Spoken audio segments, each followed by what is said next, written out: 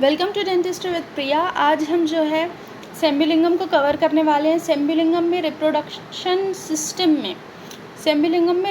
System में topic है menstrual cycle. हम उसे कवर करेंगे। इसमें क्या क्या हम जानेंगे, इसमें हम एक इंट्रोडक्शन देंगे कि मेंस्ट्रुअल साइकिल होता क्या है, पीरियड्स के बारे में जानेंगे कि क्या होते हैं, देन ओवरी में, यूट्रस में और सर्विक्स में और वजाइना में क्या क्या चेंजेस होते हैं, वो सारे चेंजेस के बारे में देखेंगे। फॉलिकुलर फेज़ और जो फेजेस होते हैं मेंस्ट्रुअल साइकिल के, उनकी भी बात करेंगे। फिर कुछ डिसऑर्डर्स की बात करेंगे, हार्मोन्स की बात करेंगे। ठीक है, तो ये सारी हम बातें करेंगे। चलिए हम इंट्रोडक्शन देखते हैं कि क्या क्या दिया है बुक में। पहले तो हमें जानना होगा कि मेंस्ट्रुएशन क्या होता है। ठीक है, मेंस्ट्रुएशन क्या है, तो हम सभी जानते हैं कि पीरियड्स को बोलते हैं मेंस्ट्रुएशन, एक बेसिक डेफिनेशन। और अगर हमें डाउट है तो हम इसको और भी मतलब सिंप्लीफाई अगर हम देखें तो हम फीमेल रिप्रोडक्शन सिस्टम पढ़ के आए हैं अभी, है ना। उसके बाद ये टॉपिक है। हमने देखा था कि ये ओवा है, ओवरी है, ओवा बोल दिया मैंने, आई एम वेरी सॉरी, ये ओवरी है। ठीक है, ओवरी, इससे ओवा निकलेगा, है ना, वी नो दैट। अब ये फैलोपियन ट्यूब है, देन ये पूरा यूट्रस है, देन ये सर्विक्स है, देन ये वेजाइना है ना। अब ये यूट्रस है, ये फैलोपियन ट्यूब है, याद है ना ये सब। तो हमें ये चीज़ याद है कि ये यहाँ से ओवरी से एग आता है और आके फर्टिलाइज़ होता है, और फर्टिलाइज़ होने के बाद यहाँ पे आता है और इम्प्लांट हो जाता है, और फिर इसमें बेबी बनता है, और फिर वो बेबी जो है वो बाहर आ जाता है। ऐसे ही तो वह होता है बर्थ, है ना, delivery of the baby. But ये कब हो रहा है, ये तब हो रहा है जब फर्टिलाइजेशन हो रहा हो, है ना, जब एग और स्पर्म जो है, जो ओवा और स्पर्म है वो मीट कर रहे हों, है ना। ओवा रहेगा, स्पर्म रहेगा, वो जब वो मीट कर जाएंगे तब होगा ये सब फर्टिलाइजेशन। अब मेरी कंडीशन है कि फर्टिलाइजेशन नहीं हो रहा है, तो क्या होगा एग का, है ना। एक तरीके से fate of the egg, fate of the ova करके भी पढ़ सकते हैं ऐसे कि फर्टिलाइजेशन हुआ तो चलो बेबी पैदा होगा, फर्टिलाइजेशन नहीं हुआ तो मेंस्ट्रुएशन होगा, मेंस्ट्रुअल ब्लीडिंग होगी। अब क्या हो रहा है यहाँ पे, इम्पॉर्टेंट चीज़ ये है कि ये ओवा जा रहा है, ठीक है, ये एग जा रहा है और ये फर्टिलाइज नहीं हुआ, तो ऑब्वियस सी बात है हमें इम्प्लांट करके भी कुछ नहीं मिलेगा, तो ये इम्प्लांट भी नहीं होगा। लेकिन यहाँ तो इंडोमेट्रियम तो बनती जा रही है, इंडोमेट्रियम बन गई है, तो ये सब का हम क्या करेंगे। एक अनफर्टिलाइज्ड एग और कुशन बनाया था हमने बेबी के लिए, तो ये सारे कुशनिंग्स जो है इंडोमेट्रियम कुशन बनाती है बच्चे के लिए, इस सब का क्या होगा, ये सब बाहर भेजेंगे हम वेजाइना के थ्रू, तो क्या होगा, तो ब्लीडिंग होगी। क्यों ब्लीडिंग होगी, क्योंकि एग वगैरह बाहर आएगा, इंडोमेट्रियम जो है वो टूट के बाहर आएगी। ये इंडोमेट्रियम क्या ऐसी कैसी बाहर आ जाएगी, नहीं, ये छोटे छोटे हिस्सों में टूटेगी। ये इंडोमेट्रियम जो है ये छोटे हिस्सों में टूटेगी, गिरेगी, तो क्या होगा, ब्लीडिंग होगी, है ना, ब्लीडिंग होगी, टिश्यूज़ वगैरह बाहर आएंगे, है ना। कुछ हो सकता है यूट्रस ने कुछ फ्लूइड्स बनाए हो, वो फ्लूइड बाहर आएगा। तो ये इस प्रोसेस को ही मेंस्ट्रुएशन कहते हैं। इसको क्या बोलते हैं, मेंस्ट्रुएशन बोलते हैं, या इसी को पीरियड्स बोलते हैं। ठीक है, अब पीरियड्स के बारे में अब क्या दिया है, the cyclic event that takes place in a rhythmic fashion. एक जो हम, अब क्या होता है कि एक साइक्लिक इवेंट है। अब क्या हो रहा है कि ऐसे कुछ ना फेजेस रहेंगे, ऐसे समझ लो कि पीरियड्स आया भी छोड़ दो, कैसे समझाएं, ऐसे समझ लो कि पहले जो इंडोमेट्रियम है ना, ये समझ रहे हो ना, ये पूरे इंडोमेट्रियम है यहाँ पे, ये यूट्रस के अंदर ये वाली पूरी ये इंडोमेट्रियम।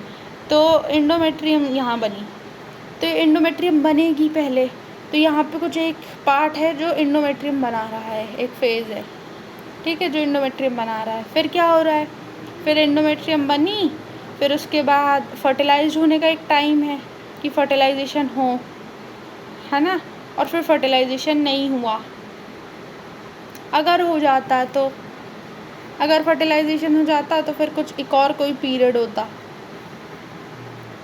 है ना, जिसमें हम यूट्रस को फर्टिलाइजेशन हो जाता तो क्या होता, फर्टिलाइजेशन नहीं हुआ है तो मेंस्ट्रुएशन हो रहा है, बट फर्टिलाइजेशन अगर हो जाए तो क्या होगा, फिर और मोटा करेंगे हम एंडोमेट्रियम को कि और क्वेश्चन देंगे बेबी को, बेबी बड़ा होता जा रहा है ना धीरे धीरे यूट्रस में, और उसके बाद क्या होगा, उसके बाद डिलीवरी हो जाएगी, है ना।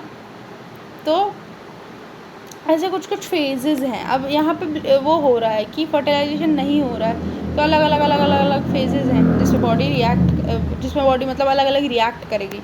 अब देखो मेंस्ट्रुएशन, ये जो पूरा ये जो साइकिल बना, ये 28 डेज़ का साइकिल बना। वेदर तुम्हारा फर्टिलाइजेशन हो रहा है तो फिर अलग ही बात हो गई, वो बेबी डेवलप होने लगा, लेकिन ये पूरा 28 डेज़ का मेंस्ट्रुएशन साइकिल बना।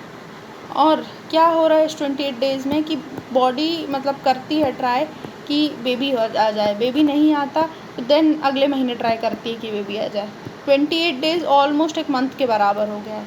ये साइकिल 20 या 40 दिन का भी हो सकता है किसी किसी फीमेल में। जेनेटिक्स बहुत इम्पॉर्टेंट है, डिपेंड करते हैं अलग अलग। अब पीरियड्स कब चालू होते हैं, तो पीरियड्स जो है 12 साल से 15 साल की उम्र में चालू होते हैं, किसी को 11 साल भी हो सकता है, it depends on the gene. और चालू होते हैं तो उसको मेनार्च बोलते हैं, स्टार्टिंग, ठीक है, स्टार्टिंग ऑफ द पीरियड्स को मेनार्च बोलते हैं। और पीरियड कब ख़त्म होता है, पीरियड 45 से 55 तक की एज में ख़त्म हो सकता है, ठीक है, 45 to 50 ईयर्स ले लो, 45 to 55 ईयर्स ले लो, ठीक है।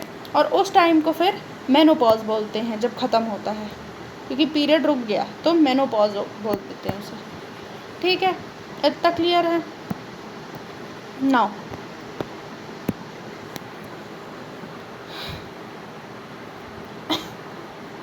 ये सब पढ़ लिया हमने, ये सब ही दिया हुआ है, ठीक है। और वुमेन का रिप्रोडक्टिव सेक्सुअल जो एक साइकिल है उसको ही मेंस्ट्रुअल साइकिल बोलते हैं, क्योंकि एग तभी बन रहा है, एग नहीं बनेगा तो फर्टिलिटी नहीं रहेगी, सेक्सुअल कुछ भी एक्टिविटी करने की फिर कोई मतलब वो नहीं है, बेबी नहीं आएगा उससे, ऐसा। फिर duration of menstrual cycle, duration of menstrual cycle क्या है कि the duration of menstrual cycle is usually 28 days, ठीक है। मैंने बता दिया ना 12 to 15 ईयर्स जो है पहला, है ना, कि मेनार्च होगा, है ना, और 45 to 55 ईयर्स जो है उसमें मेनोपॉज होगा। अब मेनोपॉज के बाद क्या है, बॉडी में बहुत सारे चेंजेस आ जाते हैं, है ना, हार्मोनल चेंजेस भी आ जाते हैं बॉडी में। उसके बाद सेक्सुअल लाइफ जो है वो ऑलमोस्ट ख़त्म हो चुकी होती है सेक्सुअल लाइफ। फिर duration of menstrual cycle, the duration of menstrual cycle is usually 28 days, बता दिया मैंने 28 डेज़ का, या है ना साइकिल होता है, 20 डेज 40 डेज़ वेरी कर सकता है ना, फिजियोलॉजिकल कंडीशंस में। फिर changes during menstrual cycle, menstrual cycle के क्या क्या चेंजेस होते हैं, चेंजेस कुछ कुछ चेंजेस ना हमारे जो हमने सेक्स ऑर्गन्स पढ़े थे, सेक्स ऑर्गन्स में 2 पार्ट थे, एक तो प्राइमरी सेक्स ऑर्गन्स और एक था एक्सेसरी सेक्स ऑर्गन, जैसे है ना सेकेंडरी सेक्स ऑर्गन्स।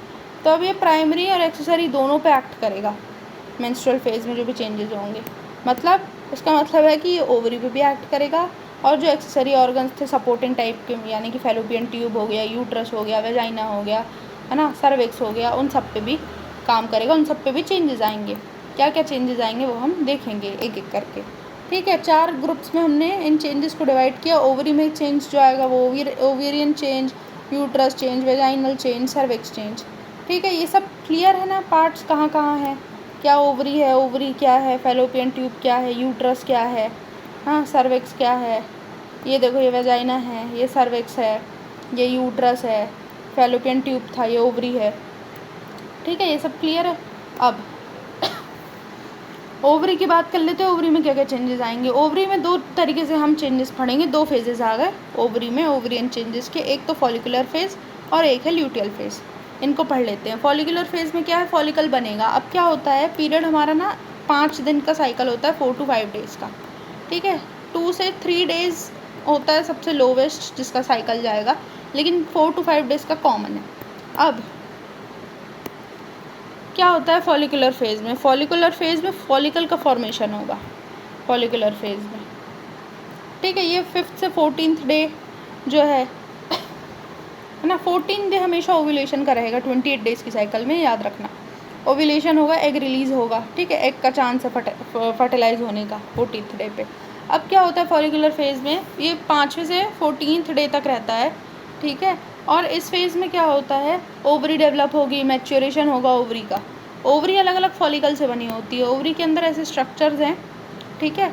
तो वो छोटा छोटा बड़ा स्ट्रक्चर बड़ा मैच्योर स्ट्रक्चर, तो ऐसे अलग अलग स्ट्रक्चर होते हैं, ठीक है। तो ये सब फॉलिकुलर फेज़ है जो पूरा ओवरी फॉलिकल के डेवलपमेंट में मैच्योरेशन में हेल्प करेगा। ओवरी एंड फॉलिकल की अब हम बात कर लें तो ओवरी की जितने फॉलिकल होंगे ना उसमें समझ लेना एक ओवरी हो गया, ठीक है, एक तुम्हारा पूरा ओवम हो गया, ओवरी बोल रही हूँ, ओवम हो गया, ठीक है। ओवम के बाहर एक और लेयर रहती है, ये पूरी ना ग्रैन्युलोसा सेल की लेयर है, ये वाली जो लेयर है ये ग्रैन्युलोसा सेल की लेयर है। अब ये जो ग्रैन्युलोसा सेल की लेयर है ना, ये हमेशा न्यूट्रिशन देती रहेगी इसको, ठीक है, इसका इतना काम है। अब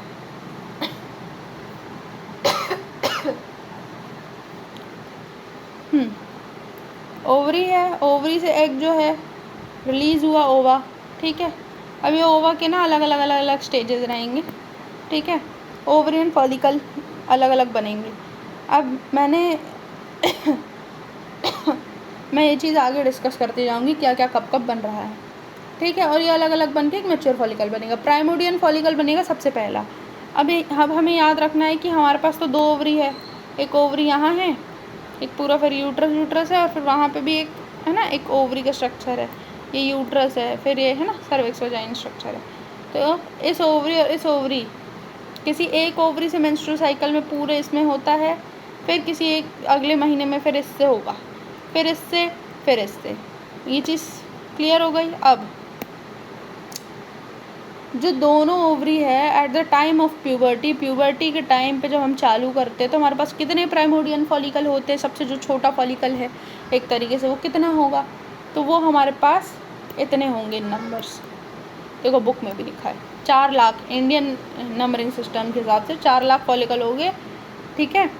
और बोथ द ओवरीज, दोनों ओवरीज में, ठीक है। इसमें अलग अलग बुक्स में अलग अलग डेटा भी मिल जाता है, किसी बुक में इतना दिया है फॉलिकल, किसी में इतना इसके बीच का दिया रहता है कि इसके बीच में है ना 4 से 6 के बीच में हो सकता है किसी भी नंबर पे, जेनेटिकली डिपेंड करता है। अब डायमीटर जो है प्राइमोडियन फॉलिकल का वो 15 to 20 म्यू है, and that of the ovum is about 10 mu, ठीक है, 10 म्यू ओवम का रहता है। फिर ईच प्राइमोडियन फॉलिकल, मतलब देखो थोड़ा सा बड़ा है, ठीक है, प्राइमोडियल फॉलिकल ओवम से। फिर each primordial follicle has an ovum which is incompletely surrounded by the granulosa cell.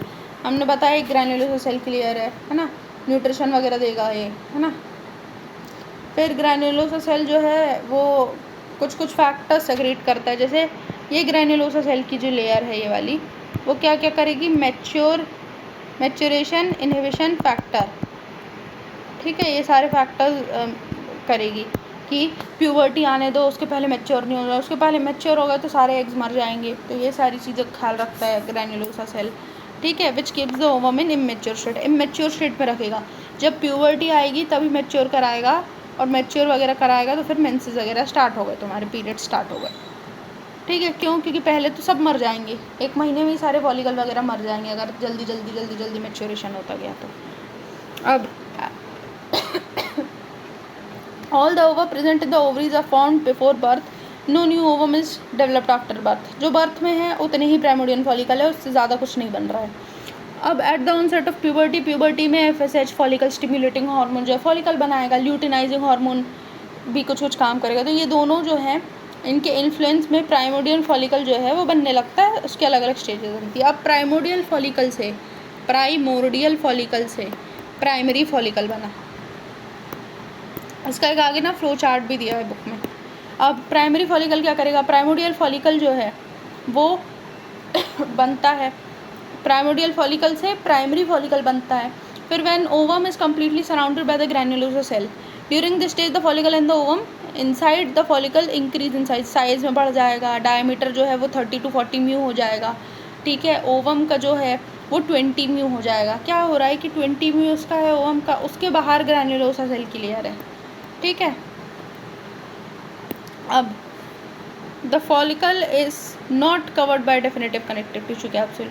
अब फॉलिकल जो है वो उसमें कोई भी कनेक्टिव टिश्यू कैप्सूल से ऐसा कनेक्शन नहीं है, ठीक है, कि बहुत एक अच्छा कनेक्टिव टिश्यू कैप्सूल हो।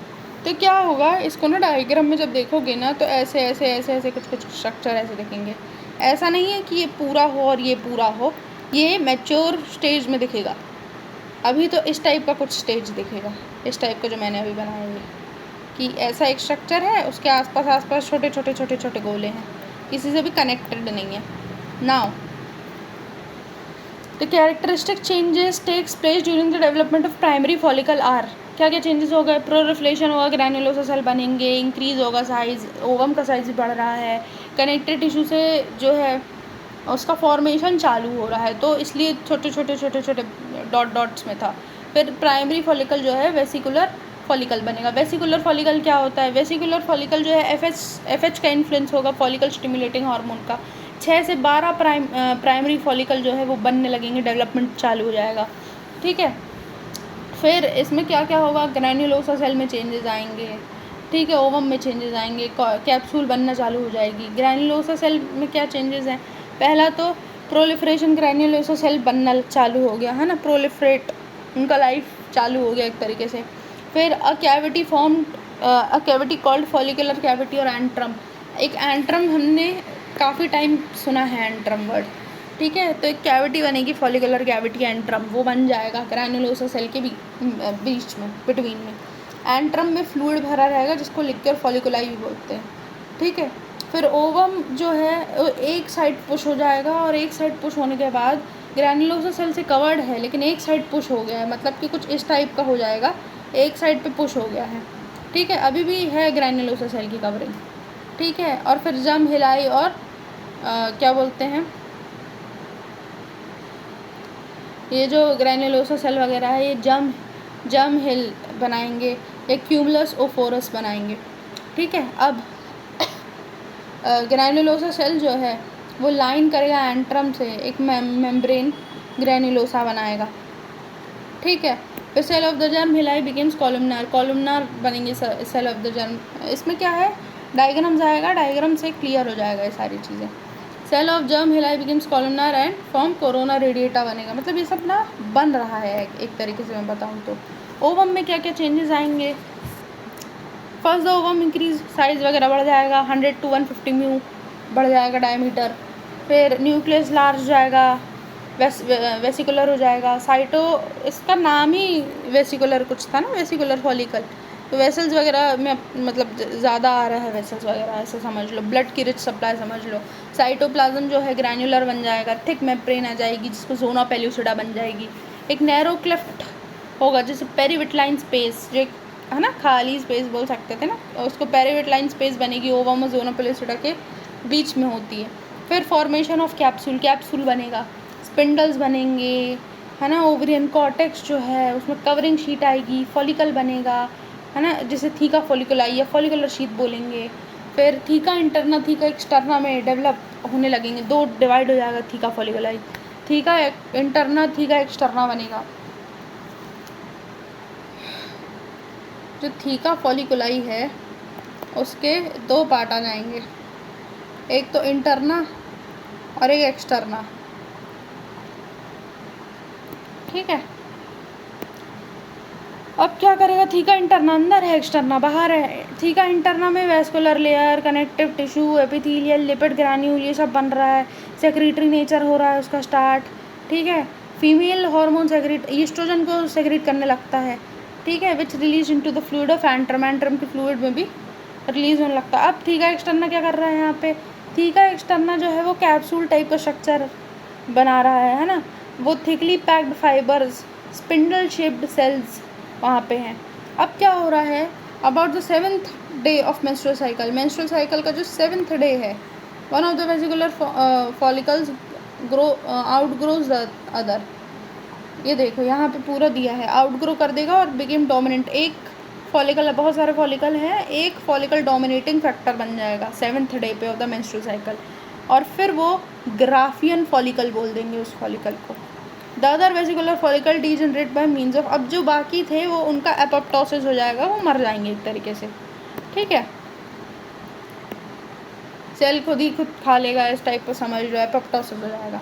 अब ग्राफिन फॉलिकल का स्ट्रक्चर देख लो, देखो किस टाइप का दिया है इनने ग्राफिन फॉलिकल का स्ट्रक्चर, थोड़ा सा बनाने की कोशिश करें तो यहाँ पे सेल एग जो है एक तरफ शिफ्ट हो गया है, बेसमेंट में ब्रेन, यहाँ देखो थीका एक्सटर्ना है, थीका इंटरना में डिवाइडेड है, फिर एंट्रम विथ फ्लूइड, ये पूरा रेड वाला देखो, ये पूरा ऊ साइट है, ऊ साइट के बाहर ये पूरी जोना पेलुसिडा है, उसके बाहर जो है ये ब्लू वाला कॉर्प ये है क्यूमुलस ऊफोरस, है ना, ये छोटे छोटे सेल्स, ये पूरी ग्रैन्युलोसा सेल है, ये ब्लू वाली, ये वाइट वाला जो है हल्का सा ब्लू के अंदर वाइट, ये क्यूमुलस ओफोरस है, बेसमेंट में ब्रेन है ना ये सब कुछ है, ग्रैन्युलोसा सेल, बेसमेंट में ब्रेन, ये सब ठीक है, एक्सटर्नल इंटरनल। अब ग्राफिन फॉलिकल क्या कर रहा है? Graphene follicle is the matured ovarian follicle with maturing ovum. Graphene follicle मतलब मैच्योर हो गया है, इसी को हम मैच्योर बोल रहे हैं। अब इसका नाम जो है वो डच फिजिशियन पे और एनाटोमिस्ट पे पढ़ा था, रेगनी ऑफ द ग्राफ, ठीक है। फिर many changes takes place in the development of Graafian follicle के चेंजेस अलग चेंजेस होंगे। एक तो फॉलिकल का साइज़ बढ़ रहा है, 10 to 12 mm हो गया है, म्यू चल रहा था वहाँ पे, यहाँ पे mm चल रहा है, ठीक है। At one point the follicle encroaches upon tunica albuginea, अलग अलग लेयर होती है, एक लेयर है tunica albuginea vascular layer type की, तो अब क्या है उसको भी प्रोट्यूट कर दे रहा है, उसके सरफेस को भी उसको स्टिग्मा बोल रहे हैं, प्रोट्यूजन जो कर रहा है वो स्टिग्मा बोल रहे हैं। अब स्टिग्मा में एल्बुजिनिया जो है वो पतली होती है, थिन होती है, ठीक है, तो इसको भी प्रोट्यूट कर दे रहा है, इसमें भी आ जा रहा है। अब फॉलिकल कैविटी बिकम्स लार्जर, है ना, बहुत फ्लूइड भर गया है, बहुत फॉलिकल बढ़ गया है, ओवम जो है मैक्सिमम साइज़ का हो गया, जोना पेलिसोडा थिक हो गई है, कॉर्पस रेडिएटा प्रोमिनेंट हो गई, दिखने लगी है, स्मॉल स्पेसेस जो थे जर्म हिल वगैरह के बीच में, है ना, और कोरोना रेडिएटा के बाहर वो जो स्पेसेस थे वो वीकन हो गए हैं उनका अटैचमेंट वीक हो गया है फॉलिकुलर वॉल से। थीका इंटरना प्रोमिनेंट हो गई। ये सब क्यों हो रहा है? ये सब देखो, मैं एक बहुत सिंपल सी चीज़ बता दूँ, यहाँ ओवम है, यहाँ पूरा बिंदी में है, फिर एक बनेगा, फिर वो और बड़ा बनेगा, फिर वो और बड़ा बनेगा, और फिर वो और बड़ा बनेगा। तो इसमें क्या चेंजेस है? इसमें एक इंक्रीज़ हो गया, साइज़ इंक्रीज़ हो गया, डायमीटर इंक्रीज़ हो गया, है ना, और यहाँ पे कुछ कॉर्पस ल्यूटियम वगैरह रप्चर भी होगी, वो उसके बाद भी कुछ स्ट्रक्चर बनेगा, तो ये सारी चीज़ें होंगी। अब तो वही अटैचमेंट वीक हो रही है, ये हो रहा है, वो हो रहा है, ये सारी चीज़ें दी हुई है। थीका इंटरना प्रोमिनेंट हो गई, थिकनेस बढ़ गई, है ना, कैपिलरी रिच सप्लाई हो गई, रिच खून की सप्लाई हो गई। 14 डे पे मेंस्ट्रुअल साइकिल 14 डे पे या फिर डे ऑफ ओव्यूलेशन पे क्या हो रहा है? ग्राफिन फॉलिकल रेडी है ओव्यूलेशन की प्रोसेस के लिए। अब ओव्यूलेशन पढ़ेंगे। ओव्यूलेशन में क्या हो रहा है? 14 डे है, ओव्यूलेशन में ना ग्राफिन फॉलिकल जो है वो रप्चर कर गई, ठीक है, with conjugate discharge of ovum into abdominal cavity. अब पूरा पानी आनी इतना भरा था जो सब डिस्चार्ज हो गया वो पानी। अब क्या हो रहा है? ये सब क्यों हो रहा है? ये LH का इन्फ्लुएंस है, ल्यूटिनाइजिंग हार्मोन जो है उसका इन्फ्लुएंस से हो रहा है। ओव्यूलेशन जो है 14 डे पे होता है, 28 डेज का साइकिल होता है, और ओवम जो है ये रप्चर होने के बाद फैलोपियन ट्यूब में एंटर मार गया, ठीक है। ऐसे करके कुछ एक स्ट्रक्चर था पूरा यहाँ का, तो पूरा बना और ये यहाँ पे एंटर मार दिया फैलोपियन ट्यूब पे, ठीक है। कुछ कनेक्टिव वगैरह भी रहते हैं, लिगामेंट्स टाइप के। फिर प्रोसेस ऑफ ओव्यूलेशन,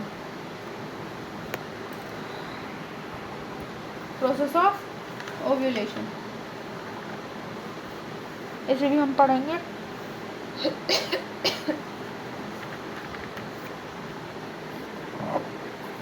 ओव्यूलेशन एक वो है, मतलब ग्रेजुअल प्रोसेस है, धीरे धीरे होने वाली, धीरे धीरे, है ना, छोटा छोटा अपना टाइम एक इंटरवल लेने वाली प्रोसेस है, एक ग्रेजुअल प्रोसेस है, अलग अलग स्टेजेस में होती है।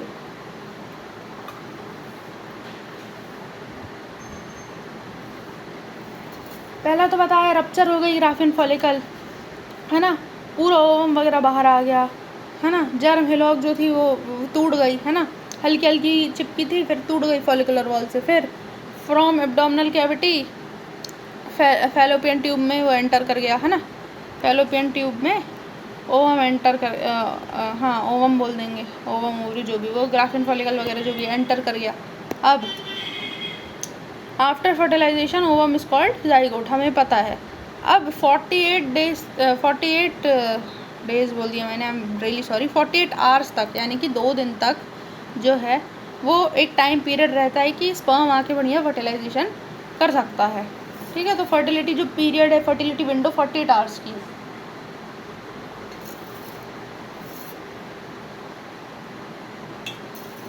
अगर फर्टिलाइज हो जाता है तो हम उसे जाइगोट बोल देते हैं उस ओवम को, और जाइगोट जो है तीसरे दिन यूट्रस वगैरह में पहुंच जाता है और इम्प्लांट हो जाता है। यूट्रस वगैरह में पहुंच जाता है, इम्प्लांट हो जाता है। फिर छठे और सातवें दिन यूट्राइन वॉल वगैरह में वो चला जाता है। ठीक है, अब ये तो हमें पता है, ये जो पूरा हमने बना यूट्रस है ना, ये फैलोपियन फिम्ब्रे से आया ये है ना, फर्टिलाइज वगैरह हो गया, फिर ये इम्प्लांट हो जाएगा।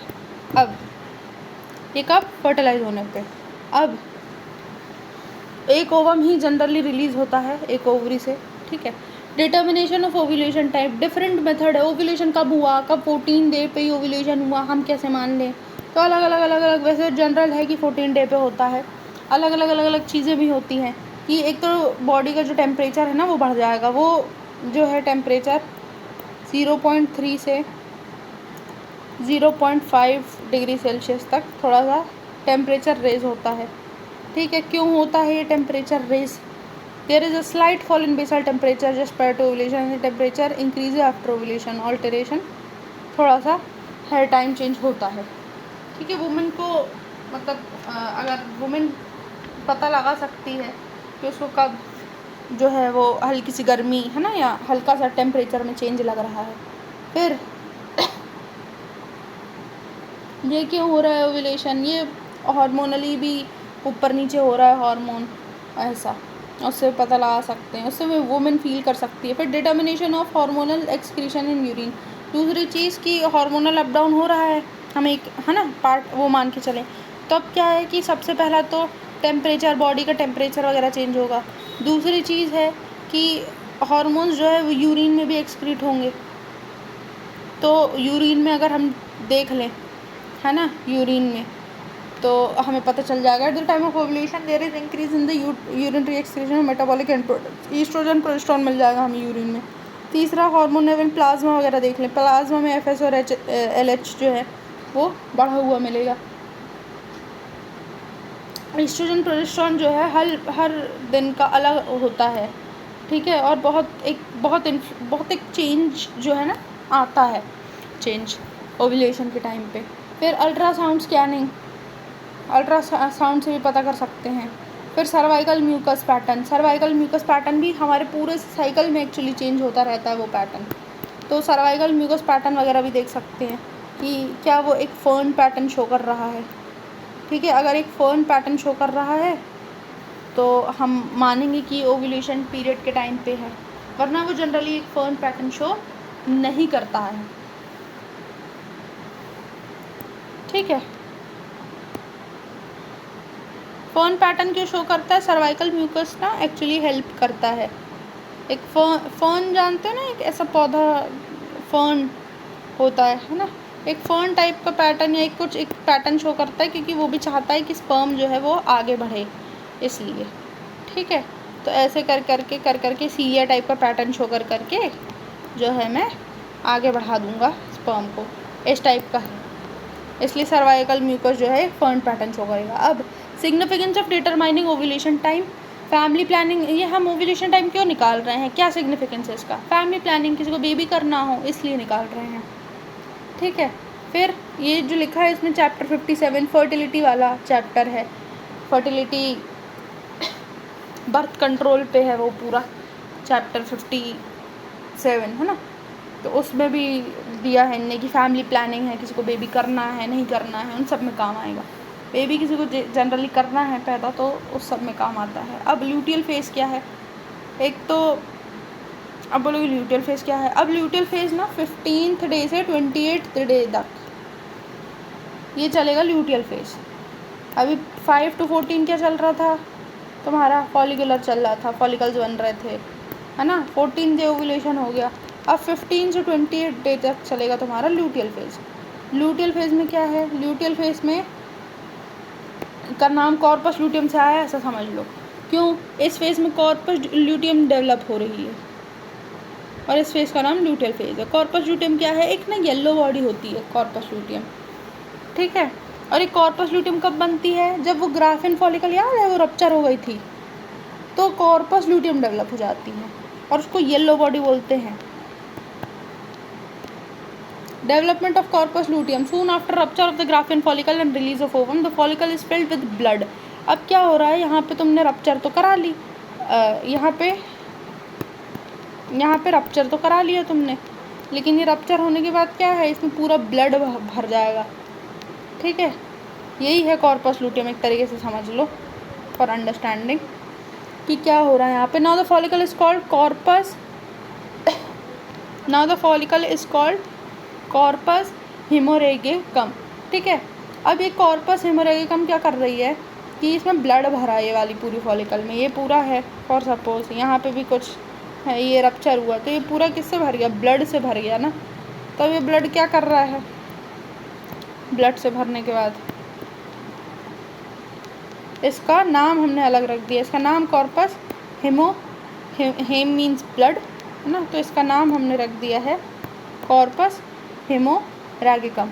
अब क्या होता है कि ये द ब्लड क्लॉट स्लोली, धीरे धीरे क्लॉट हो रहा है ये ब्लड, तो जो कॉर्पस हेमोरेगिकम है उसको हम कॉर्पस लूटियम बोल देते हैं जब क्लॉट हो जाता है एक तरीके से। अब कॉर्पस लूटियम में क्या है, ग्रैन्युलोसा सेल्स जो हैं, थीका इंटरना सेल्स जो हैं, वो सब लूटियम सेल्स बोल देते हैं, उनका नाम चेंज कर दिया हमने। फिर उनका बोल सकते हैं ग्रैन्युलोसा ल्यूटियन सेल्स है, थीका ल्यूटियन सेल्स है।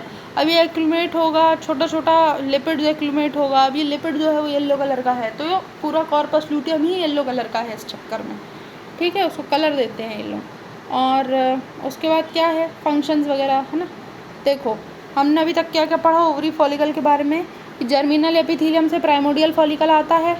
अब प्राइमोडियल फॉलिकल से क्या क्या बन रहा है, प्राइमरी फॉलिकल बन रहा है, उससे फिर वेसिकुलर फॉलिकल बन रहा है, ठीक है। उसके बाद ग्राफियन फॉलिकल बन रहा है। उसके बाद ओव्यूलेशन हुआ कि नहीं, ओव्यूलेशन हुआ तो कॉर्पस हेमोरेगियम, कॉर्पस लूटियम ये सब बनेगा। अब फर्टिलाइजेशन होता है कि नहीं, फर्टिलाइजेशन अगर हो गया तो फिर प्रेगनेंसी होगी, फर्टिलाइजेशन नहीं हुआ तो पीरियड जाएगा, पीरियड्स में कॉर्पस लूटियम मेंस्ट्रुअलिस बोल देते हैं, ठीक है। मेंस्ट्रुअल ब्लीडिंग के थ्रू चला गया है ना, मेंस्ट्रुअल फ्लो हो गया। क्या क्या फंक्शन है, कॉर्पस लूटियम क्यों बन रही है, क्या काम है इसका कॉर्पस लूटियम का, तो कुछ कुछ हार्मोन सेक्रेट करती है ये, जैसे कि तुम्हारा एक टेम्पररी इंडोक्राइन ग्लैंड का काम कर रही है, टेम्पररी है, डिजनरेट होना इसका देखो तय है, चाहे फर्टिलाइजेशन हो चाहे ना हो, एक टाइम के बाद डिजनरेट कर जाती है, ऐसा समझ सकते। कॉर्पस लूटियम ऑफ प्रेगनेंसी बनता है और कॉर्पस लूटियम ऑफ मेंस्ट्रुअलिस बनता है। अब फंक्शन क्या है कॉर्पस लूटियम का, secretion of hormones. The corpus luteum act as temporary endocrine gland, एक टेम्पररी इंडोक्राइन ग्लैंड है, लार्ज अमाउंट में प्रोजेस्टेरोन को करती है, छोटे अमाउंट में ईस्ट्रोजन को करती है। कॉर्पस लूटियम जो है वो बहुत ज़्यादा अमाउंट में प्रोजेस्टेरोन को सपोर्ट करती है, ईस्ट्रोजन को कम। अब ये दो हार्मोन होते हैं, इनमें LH जो है इन्फ्लुएंस करेगा ल्यूटेनाइजिंग हार्मोन, मेंटेनेंस प्रेगनेंसी का करेगी, सेक्रेट कर रहा हार्मोन तो पहली चीज़ मेंटेन करेगा प्रेगनेंसी को। इफ प्रेगनेंसी अगर कॉर्पस लूटियम जो है मेंटेन करेगा कब तक, 3 महीने तक, 3 महीने तक मेंटेन करेगा। अबॉर्शन हो जाएगा अगर ये कॉर्पस लूटियम जो है इनएक्टिव हुआ या रिमूव कर दिया गया तो, ठीक है। क्यों, क्योंकि प्लासेंटा का काम कर रहा है जब तक प्लासेंटा नहीं है। फिर fate of corpus luteum, corpus luteum का फेट जो है फर्टिलाइज हुआ या नहीं इस पर डिपेंड करता है। अगर फर्टिलाइज नहीं हुआ तब तो अपना मैक्सिमम साइज़ होगा है ना, अच्छे से बड़ी होगी, प्रोजेस्टेरोन सेक्रेट करेगी बहुत ज़्यादा, ईस्ट्रोजन जो है वो बनाएगी छोटे अमाउंट में। फिर एक टाइम के बाद फर्टिलाइजेशन नहीं हुआ तो मेंस्ट्रुअल फ्लो के थ्रू चली जाएगी, मेंस्ट्रुअलिस बन जाएगा। फिर द सेल डिक्रीज, जब मेंस्ट्रुअलिस बनेगा तो क्या सेल डिक्रीज हो जाएगा, कॉर्पस लूटियम जो है छोटा हो जाएगा, इनवॉल्यूटेड हो जाएगा, आफ्टरवर्ड्स कॉर्पस ल्यूटियम जो है एक वाइट कलर का स्कार बना लेता है, जिसको कॉर्पस एल्बिकन्स बोलते हैं। एल्बिकन्स है ना, इसका मतलब ही डिराइव्ड है कि इसका मतलब ही वाइट होता है, वाइटिश, ठीक है। और ये पूरा टूटेगा, है ना, तो उसको ल्यूटियोलिसिस भी बोलते हैं, लिखा हुआ है बुक में। नाउ अगर फर्टिलाइज हो गया तो फर्टिलाइजेशन हो गया तो प्रेगनेंसी होगा तो कॉर्पस ल्यूटियम परसिस्ट करेगी, बड़ी होगी साइज़ में, 20 to 30 mm बनेगी, ठीक है। और कॉर्पस ल्यूटियम ग्रेविटाटिस बनेगा, इसका वेरम बनेगा। कॉर्पस ल्यूटियम ऑफ प्रेगनेंसी भी बोलते हैं जिसको।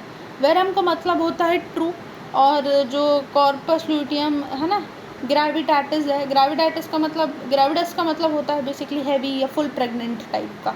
तो ग्रेविटाटिस मतलब कि प्रेगनेंसी का, है ना, हैवी प्रेगनेंसी का, पूरा प्रेगनेंसी का, ऐसा। कॉर्पस ल्यूटियम, ग्रेविटाटिस, वेरम और corpus luteum of pregnancy. It remains in the ovary for 3 to 4 months। अब कब तक ओवरी में रहेगा? 3 to 4 months तक, ठीक है। During this period it secrete बहुत सारा प्रोजेस्टेरॉन सेक्रीट करेगा, ईस्ट्रोजन जो है छोटे अमाउंट में बनाएगा, ठीक है। और प्लासेंटल जो है after 3 to 4 months placenta start secreting these hormones and corpus luteum degenerate. मैंने पहले ही बताया था कॉर्पस ल्यूटियम मरना तय है। कॉर्पस ल्यूटियम का 3-4 महीने वो प्लासेंटा का काम करेगा। अब प्लासेंटा बन गई अगर, तो फिर हम कॉर्पस ल्यूटियम को डिजेनरेट कर देंगे, ठीक है, बॉडी डिजेनरेट कर देगी। Uterine changes during menstrual cycle. Uterine changes क्या है मेंस्ट्रुअल साइकिल में? During each menstrual cycle along with the ovarian changes uterine changes also अकर। क्या क्या चेंजेस हो रहे हैं, है ना, यूट्राइन लाइन में, ठीक है। तो पहले देख लेते हैं यूट्राइन लाइन में क्या चेंजेस हैं। Menstrual phase, proliferation phase, secretary phase, 3 phases हैं, ठीक है। तो मैं थोड़ा सा ना चार्ट से ही इससे डिफाइन कर दूँ यूट्राइन चेंजेस ड्यूरिंग प्रेगनेंसी में, ड्यूरिंग प्रेगनेंसी बोल रही हूँ, I am sorry, uterine changes during menstrual cycle. देखो इसमें क्या हो रहा है कि मेंस्ट्रुएशन फेज़ आएगा तुम्हारा 1 से 5 दिन का, फिर प्रोलिफरेशन फेज़ आएगा 5 to 14 डे का, 14 डे में ओव्यूलेशन होगा, फिर 14 to 28 डे सेक्रेटरी फेज चलेगा। ये क्लियर है? यहाँ पे जो लाइनिंग्स वगैरह है वो अच्छी बड़ी बड़ी लाइनिंग्स रहेगी, यूट्राइन लाइनिंग्स। यहाँ पे इस फेज़ में कंस्ट्रिक्ट होना चालू हो जाएगी लाइनिंग, क्योंकि बॉडी को पता है कि अब प्रेगनेंसी नहीं हो रही है, ऐसा कंस्ट्रक्ट होना चालू हो जाएगा बीच में। अब देखो इसमें एक मैंने शॉर्ट में बता दिया, अब हम एक लाइन पढ़ेंगे। मेंस्ट्रुअल फेज की हम बात करेंगे। After ovulation if pregnancy does not occur, जो इंडोमेट्रियम है वो शेड होने लगेगी। इंडोमेट्रियम एक डिस्क्वामेट होगी, शेड होगी, एक्सपेल कर देंगे हम वेजाइना के थ्रू, ब्लड आएगा बाहर, टिश्यू आएगा, कुछ यूट्राइन या जो भी फ्लूइड्स थे वो भी बाहर आएंगे, ठीक है। और मेंस्ट्रुएशन बोलते हैं, मेंस्ट्रुअल ब्लीडिंग बोलते हैं, 4 से 5 दिन की होती है। मेंस्ट्रुअल फेज या मेंस्ट्रुअल पीरियड बोलते हैं। फिर जो है जब ब्लीडिंग चालू होती है तो पहला दिन चालू हो गया मेंस्ट्रुअल साइकिल का।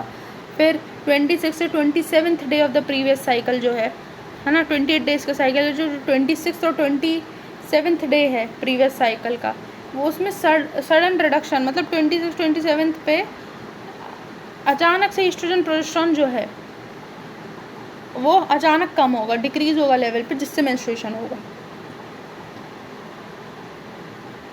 ठीक है। Changes in endometrium during menstrual phase, क्या क्या चेंजेस हैं? तो 65% जो है थिकनेस एंडोमेट्रियम की पूरी घट जाएगी, ठीक है, क्योंकि ईस्ट्रोजन प्रोजेस्टेरॉन नहीं है, वही लाइनिंग बनाता है।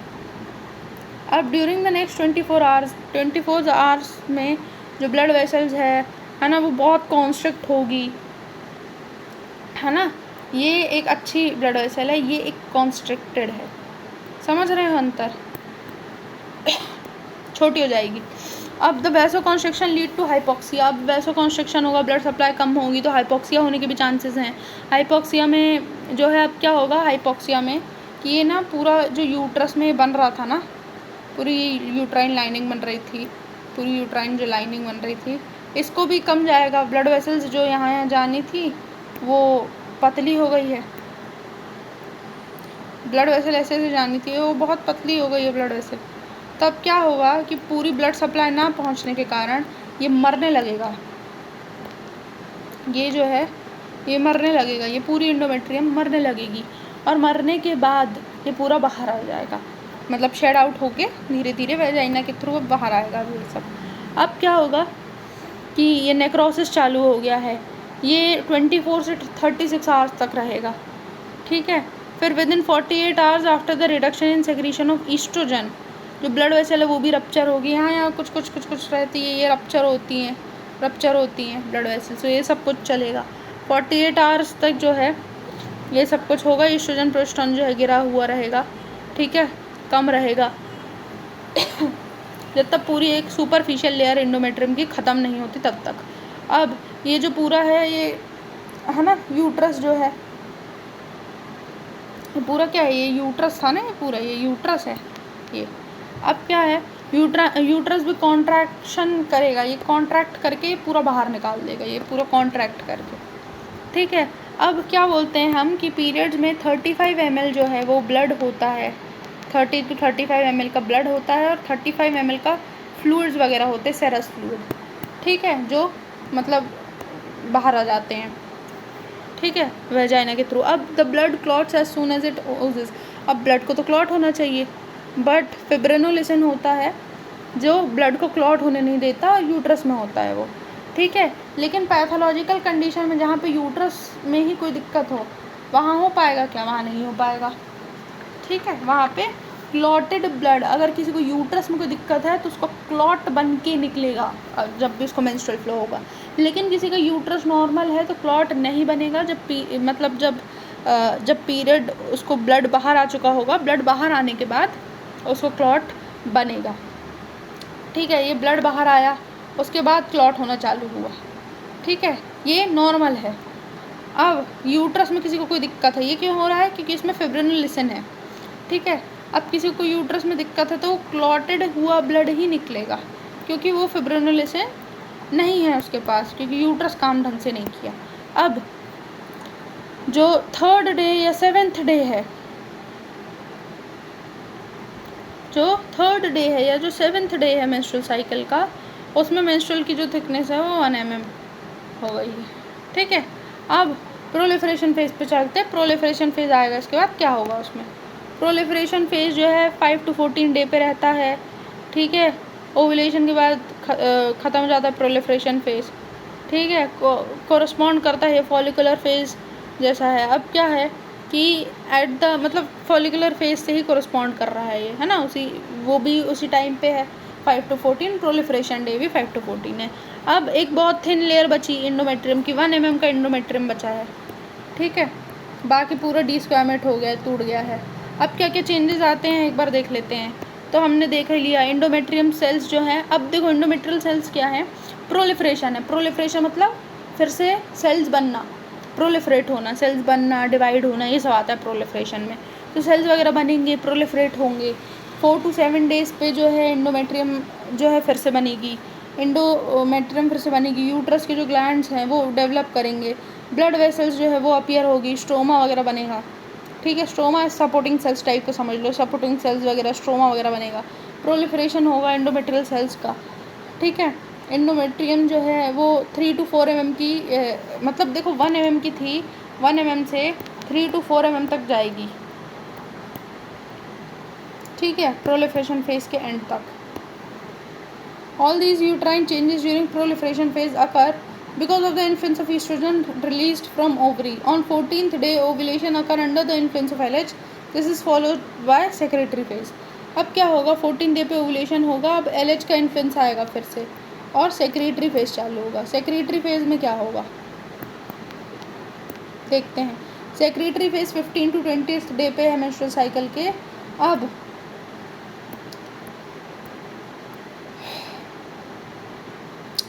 ओवुलेशन के बाद कॉर्पस ल्यूटियम जो है डेवलप हो गई है ओवरी में, लार्ज अमाउंट में प्रोजेस्टेरोन हो रहा है, छोटे अमाउंट में ईस्ट्रोजन हो रहा है। ईस्ट्रोजन जो है वो फिर से है ना प्रोलिफरेट हो रहा है, उसके सेल्स वगैरह बना रहा है ना, यूट्रस वगैरह में सेल्स बन रहे हैं। अब इंडोमेट्रियम थिक होती जा रही है, 1 mm से 3 to 4 mm पे आ गई थी, है ना।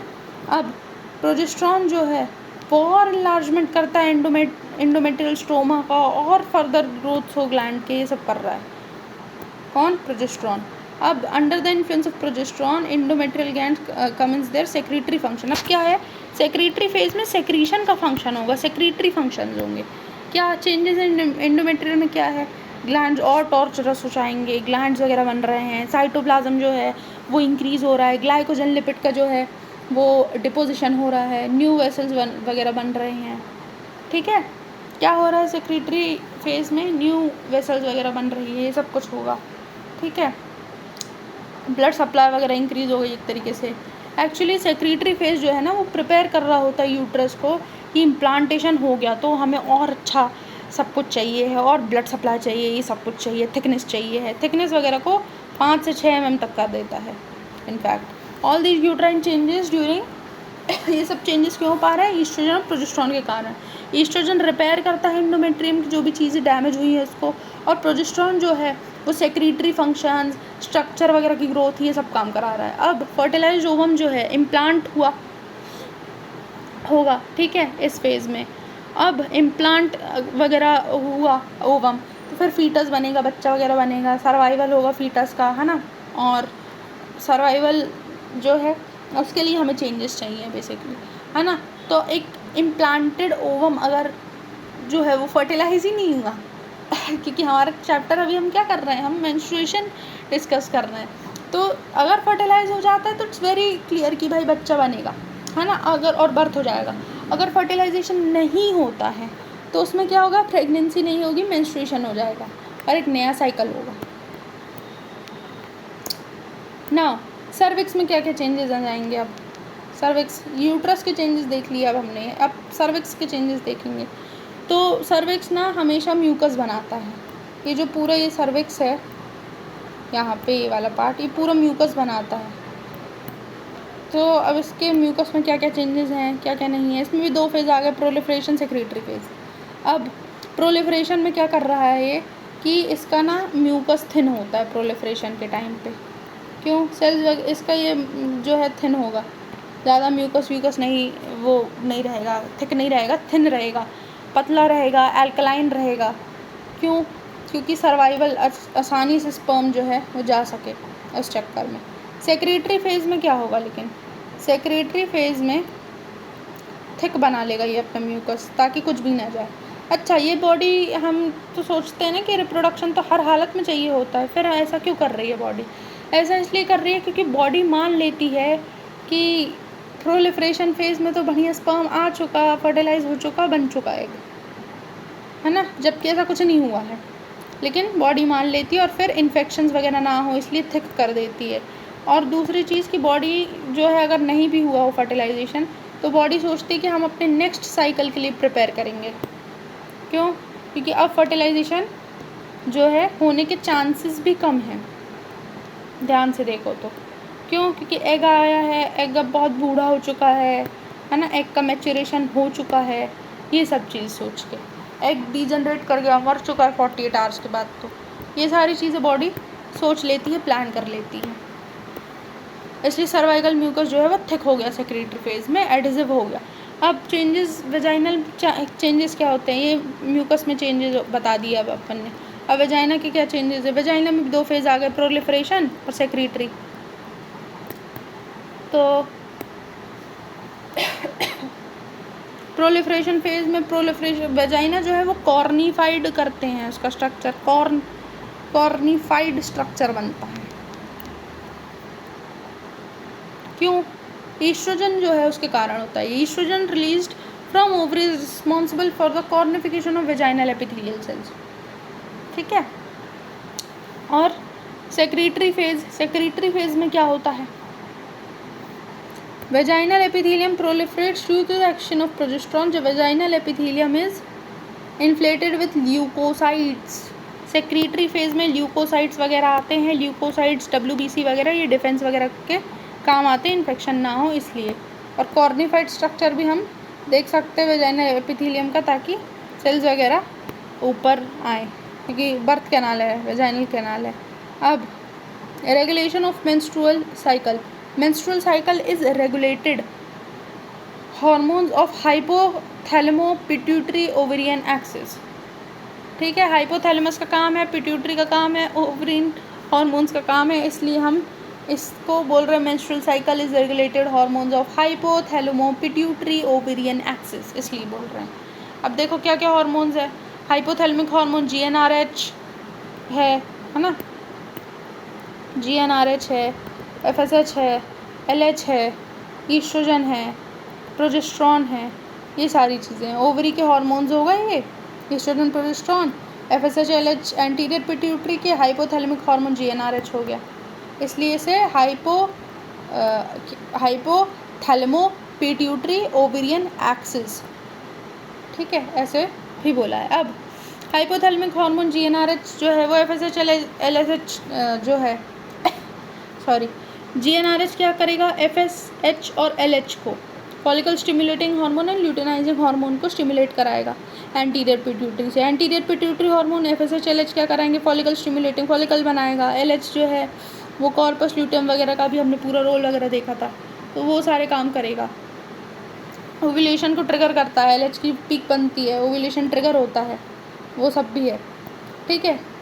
अब ओवेरियन हार्मोन की बात करें, ईस्ट्रोजन, प्रोजेस्ट्रॉन का, तो ईस्ट्रोजन, प्रोजेस्ट्रॉन जो है वो फॉलिकल बनने में, कॉर्पस ल्यूटियम बनने में और भी अलग अलग मेंस्ट्रुअल साइकिल में जो एक्टिविटी हुई उसमें हेल्प कर रहे हैं, है ना। ईस्ट्रोजन जो है वो सब, कॉर्पस ल्यूटियम जो है ईस्ट्रोजन को सेक्रीट कराता है ना। ओवेरियन फॉलिकल्स जो है ईस्ट्रोजन को लार्ज क्वांटिटी में सेक्रीट कराता है, कॉर्पस ल्यूटियम ईस्ट्रोजन को कम, प्रोजेस्ट्रॉन को ज़्यादा सेक्रीट कराता रहा, हमने देखा है अभी, है ना। तो वो सारी चीज़ें हैं। ईस्ट्रोजन कराएगा कॉर्पस ल्यूटियम, लेकिन कम कराएगा। देन ईस्ट्रोजन सेक्रीशन जो है उसकी भी 2 पीक बनती है एक साइकिल में, एक फॉलिकुलर फेज़ में और एक ल्यूटियल फेज़ में। अब on the other hand progesterone जो है वो वर्चुअली एब्सेंट है फॉलिकुलर फेज़ में प्रायर टू ओव्यूलेशन, ठीक है, बट एक क्रिटिकल या एक क्रूशियल, एक इम्पॉर्टेंट रोल प्ले करता है ल्यूटियल फेज़ में। अब ईस्ट्रोजन जो है रिस्पॉन्सिबल है फॉलिकल्स की ग्रोथ के लिए। Steroid, both the steroid acts together produce the changes. अब ईस्ट्रोजन जो है, प्रोजेस्टेरोन जो है, हार्मोन्स जो है वो चेंजेस लाते हैं ना तुम्हारे यूट्रस में, सर्विक्स में, वेजाइना में, इन सब में चेंजेस लाए वो, और हमने अभी चेंजेस देखे भी। इनफैक्ट ये फिर पूरा दिया हुआ है एक वो फ्लो चार्ट बोल दिया मैंने, सॉरी, एक ये पूरा दिया हुआ है एक फिगर, है ना, hormone levels during menstrual cycle. देखो LH की पीक बनती है, उसके बाद साइकिल तुम्हारा दिखता है। ईस्ट्रोजन की भी देख सकते हो पीक बन रही है, प्रोजेस्टेरोन की पीक देख सकते हो, जैसे अलग अलग है।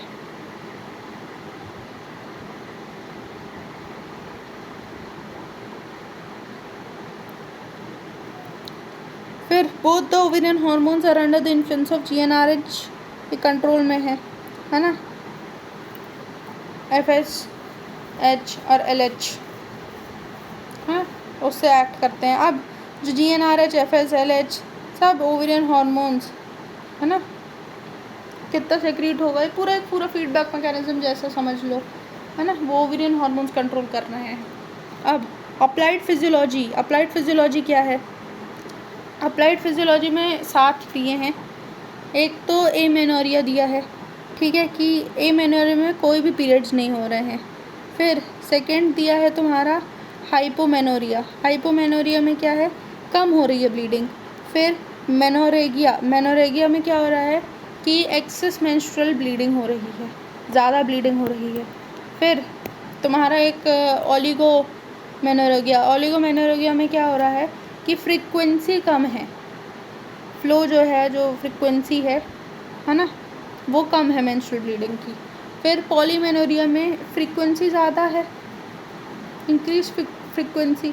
अब तुम बोलोगे एक्सेस मेनोरिया और पॉलीमेनोरिया में क्या डिफरेंस है, तो एक डिफरेंस है पॉलीमेनोरिया और जो मेनोरिया है। मेनोरिया को हैवी मेंस्ट्रुअल ब्लीडिंग भी बोलते हैं, ठीक है, एक प्रोलॉन्ग्ड ब्लीडिंग होती है। लेकिन पॉलीमेनोरिया में क्या होता है कि पॉलीमेनोरिया शॉर्ट टाइम के लिए ज़्यादा ब्लीडिंग हो रही है, उसको बोलते हैं। फिर डिसमेनोरिया में क्या है, मेंस्ट्रुएशन में पेन हो रहा है तो। फिर मेटोरेगिया में क्या हो रहा है, मेटोरेगिया में यूट्राइन ब्लीडिंग हो रही है, बीच में ज़्यादा, एक नॉर्मल फ्लो होता है ब्लीडिंग का और बीच में ज़्यादा ब्लीडिंग होने लग रही है ना, मेंस्ट्रुएशन के बीच में यूट्राइन ब्लीडिंग, तो उसको मेटोरेगिया बोलते हैं। अब ये सब कुछ जो है ये किसके अंडर है, एबनॉर्मल मेंस्ट्रुएशन के अंडर है, ठीक है। और ये अप्लाइड फिजियोलॉजी हो गई और ये पार्ट हमारा एंड होता है। अब मुझे कुछ एडिशनल चीज़ें बतानी है इस टॉपिक की, तो मैं कुछ एडिशनल चीज़ें अब बता दे रही हूँ, ठीक है। जैसे कि एक चीज़ जो मेरे को लगी थी वो मैं बता दे रही हूँ कि क्या क्या चेंजेस आते हैं हमारे इंडोमेट्रियम में, मेंसेस में, है ना। उसका एक समरी जो है वो बता दे रही हूँ मैं। एक उसकी समरी बनाई थी मैंने कि प्रोजेस्टेरॉन कम होगा, ठीक है, तो वासोकॉन्स्ट्रिक्शन होता है, जिसमें ब्लड कम होता है, हाइपोक्सिया होता है, ठीक है, और हाइपोक्सिया से नेक्रोसिस होता है, सेल डेथ होती है इंडोमेट्रियम की, और फिर मेंसेस आता है। ये एक फ्लो चार्ट जो था वो लिखा हुआ था मैंने, तो मैं बता दिया।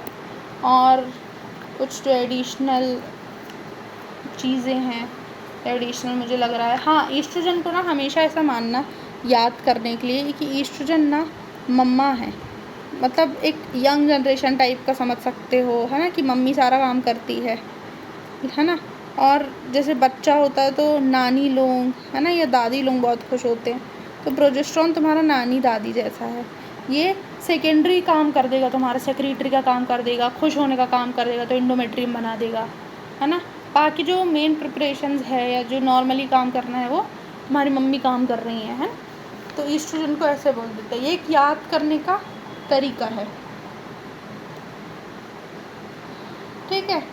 और एक और चीज़ थी कि जो ग्रैन्युलोसा सेल्स हैं, और जो तुम्हारा थीका इंटरना सेल्स है, इन दोनों की एक चीज़ मेरे को कॉमन लगी थी पढ़ते में कि ये दोनों को ना two cells two gonadotropin theory बोलते हैं। क्यों बोलोगे, क्यों बोलते हैं इन्हें? तो इन्हें इसलिए बोलते हैं कि ये दोनों ना, जस्ट अ सेकेंड, ये दोनों क्या करते हैं कि जो थीका इंटरना है वो भी एलएच को स्टिमुलेट करा के एंड्रोजन बनाता है। जो तुम्हारा थीका इंटरना है वो क्या करता है, एलएच से स्टिमुलेट वगैरह होता है, एलएच से स्टिमुलेट वगैरह करके एंड्रोजन बना देता है। एंड्रोजन एक मेल हार्मोन है ना, बोल सकते हो। अब क्या हो रहा है कि जो तुम्हारा ग्रैन्युलोसा सेल है वो एफएसएच का इस्तेमाल करता है, ठीक है। एफएसएच से स्टिमुलेट होके वो भी एंड्रोजन बनाता है, ठीक है। और इसका कुछ तो जो एलएच बनता है इसका कुछ तो नाम रहता है, ये वाले एलएच का CYP11A1, ठीक है। तो ये जो है ये ऐसा समझ लो कि एक वो है, कोलेस्ट्रॉल है, ठीक है। ये कोलेस्ट्रॉल ना प्रेग्निनॉन बनाता है, ठीक है, प्रेग्निनॉन, ठीक है। ये पहले पढ़ा ना हमने प्रेग्निनॉन, ठीक है। तो ये जो प्रेग्निनॉन बनता है इससे फिर एंड्रोजन बनाता है, ठीक है। इसमें जो है एंड्रोजन बनाता है। अब क्या है कि जो तुम्हारा एफएसएच है इसका भी एक CYP19A1 ऐसा रहता है, ये एंजाइम्स टाइप मान लो। तो अब ये क्या कराते हैं कि ना एरोमेटेज जो है वो है ये, ठीक है। ये क्या कराएगा, जो एंड्रोजन है ना उसको कन्वर्ट कराएगा, एरोमेटेज यहाँ पे वर्क करेगा और कन्वर्ट कराएगा इसको ईस्ट्रोजन में, ठीक है। तो एक ये चीज़ थी, ये चीज़ मेरे दिमाग में आई थी कि जो ग्रैन्युलोसा सेल और जो थीका इंटरना है ना, वो दोनों जो है हम जब बुक अभी पढ़ा हमने तो ग्रैन्युलोसा सेल्स और थीका सेल्स जो हैं वो क्या क्या सेक्रीशन कराते हैं, उसमें मेरे को एक डाउट हुआ था कि दोनों ही कराते हैं क्या सेक्रीशन। तो उसका फिर मैंने सर्च किया था, तो फिर मेरे को ये पूरा थ्योरी पता चला था कि हाँ, थीका इंटरना एलएच का कराता है और ग्रैन्युलोसा सेल एफएसएच का कराता है। दोनों एंड्रोजन जो है वो बनाते हैं, और ये सारी चीज़ें पता चली थी।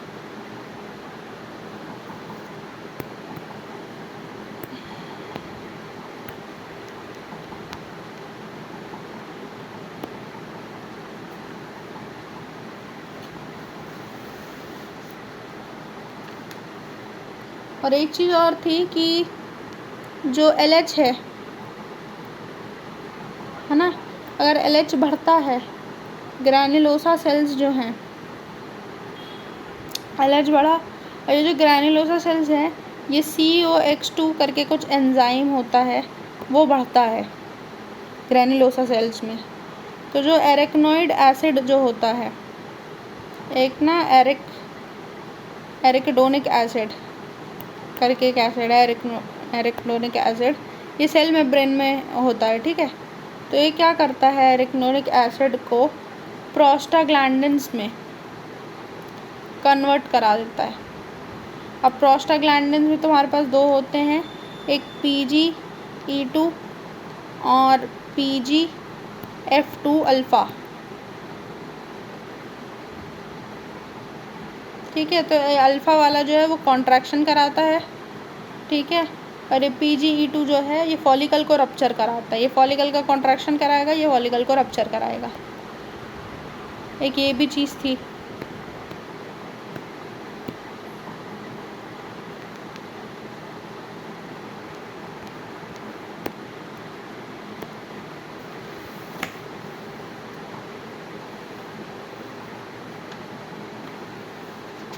तो एक चीज़ थी कि जब फीमेल का बर्थ होता है ना, जब फीमेल का बर्थ होता है उस टाइम पे हमारे पास प्राइमरी oocytes वगैरह रहते हैं, ये इमेच्योर रहते हैं, है ना। और ये कब मैच्योर होते हैं, जब बिल्कुल प्यूबर्टी चालू हो गया, ओव्यूलेशन के जस्ट पहले ये मैच्योर होते हैं, है ना। तो ये कौन से उसमें फेज़ में रहते हैं, ये प्रोफेज़ 1 में रहते हैं, जो मियोसिस 1 में प्रोफेज़ 1 है उसमें रहते हैं, ठीक है। ये जो ग्रैन्युलोसा सेल्स जो हैं वो एक तरीके से ईस्ट्रोजन जैसा काम करते हैं तब तक, ठीक है। oocytes का जो डेवलपमेंट है वो कराते हैं पूरा, ईस्ट्रोजन का काम, ईस्ट्रोजन जैसा काम करेंगे, oocyte का पूरा डेवलपमेंट कराएंगे तुम्हारे ग्रैन्युलोसा सेल्स। और ग्रैन्युलोसा सेल्स और oocytes दोनों जो हैं इनके बीच में ना गैप जंक्शंस होते हैं, ठीक है। और तो और ग्रैन्युलोसा सेल एक और काम कराता है, OMI जो है वो रहता है इसमें। OMI एक पेप्टाइड है, और OMI का मतलब होता है oocyte मैच्योरेशन इनहिबिटर, ठीक है। तो oocytes को मैच्योर नहीं होने देता है, जो पार्ट बोला था ना बुक ने, oocytes को मैच्योर नहीं होने देता है, ठीक है। जो हमारा पूरा कुछ एक तो पाथवे है CMP पाथवे, है ना, वो इंक्रीज्ड रहता है, ठीक है। oocyte मैच्योरेशन को बेसिकली इनहिबिट कराता है, ठीक है। वो पूरा जो पूरा CMP पाथवे है उन सब पे डिपेंड करता है, पूरा एक अलग ही प्रोसेस है वो, लेकिन एक मैं बता दे रही हूँ कि ऐसा रहता है, ठीक है। इसी के साथ जो है हमारा चैप्टर जो है वो एंड होता है। एक टॉपिक और है जो मैं बोल दे रही हूँ, ठीक है। एन ओव्यूलेटरी साइकिल भी होती है, anovulatory cycle. Anovulatory cycle क्या होता है, तो एन ओव्यूलेटरी साइकिल में ना ओव्यूलेशन के टाइम पे एग रिलीज़ नहीं हुआ है, ठीक है। अब मेंस्ट्रुअल ब्लीडिंग जो है वो सब कुछ होती है, लेकिन ओवम नहीं है, ओवम का रिलीज़ नहीं है एक तरीके से। तो ये प्यूबर्टी में कुछ साल पहले, मतलब जो प्यूबर्टी जब स्टार्ट होता है तब के टाइम पे होता है, और मेनोपॉज जो है उस टाइम पे हो जाता है ये, ठीक है। मेनोपॉज के कुछ टाइम पहले हो जाता है, तो उसके लिए एक टर्म है जिसे हम बोलते हैं पेरीमेनोपॉज, ठीक है। अगर ये पेरीमेनोपॉज कब है कि मेनोपॉज के जस्ट पहले ओव्यूलेशन के टाइम एग रिलीज़ नहीं हो रहा है, ब्लीडिंग वगैरह सब हो रही है, एंडोमेट्रियम बन रही है, लेकिन एग रिलीज़ नहीं हो रहा है, दैट इज़ पेरोमेनोपॉज। अगर ये चाइल्ड बियरिंग टाइम पे हो गया तो व्यक्ति इनफर्टाइल हो जाएगा। क्यों? क्योंकि वो पूरा बन रहा है एंडोमेट्रियम, लेकिन एग नहीं आ रहा है, तो that is what child bearing age उसमें हो गया, तो इनफर्टिलिटी हो जाएगी। ठीक है, इसके साथ हम चैप्टर को एंड कर रहे हैं। मतलब ये वाला जो पार्ट है मेंस्ट्रुअल साइकिल वो एंड होता है। Thank you so much.